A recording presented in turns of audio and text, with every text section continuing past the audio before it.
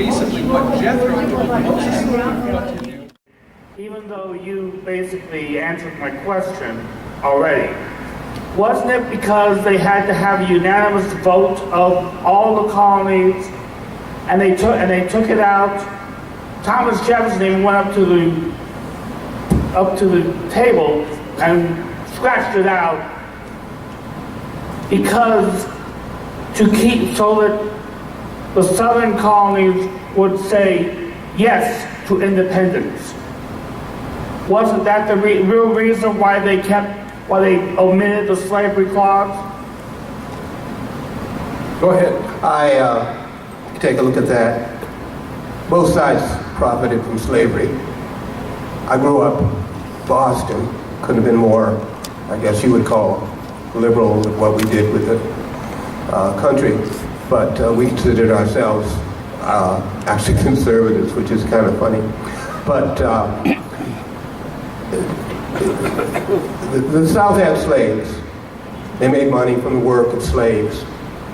But the North also made a tremendous amount of money on slavery. They had things that they did. They had tricks. They recently found, I guess about 8 months ago, slaves in New York that had been buried there.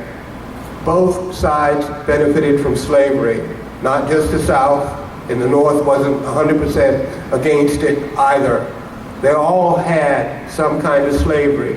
White folks had what they call their indentured servants, somewhat the same thing. You work, you come, you work 8, 9 years, maybe you get some freedom.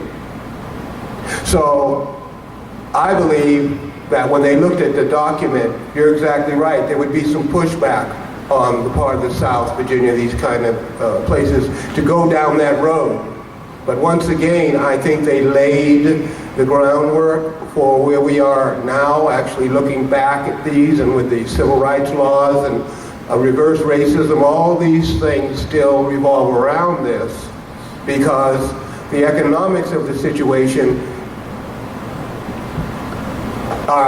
is actually one of the reasons that the Declaration of Independence came to be, because the colonists were so flush after the wars and that they were trying to tax them. We haven't talked a lot about taxes, but the Townshend tax that was put on the Patriots had to do with a tax on China and glass, and then the infamous Stamp Act, which led to the Boston Tea Party, was another example of taxes, and we see that today. I was targeted because I'm a Tea Party that went back 10 years on me, and it savaged myself and my wife because of our organization. You folks are somewhat Tea Party, and folks, the same thing has happened. So one, it had to do with bad laws.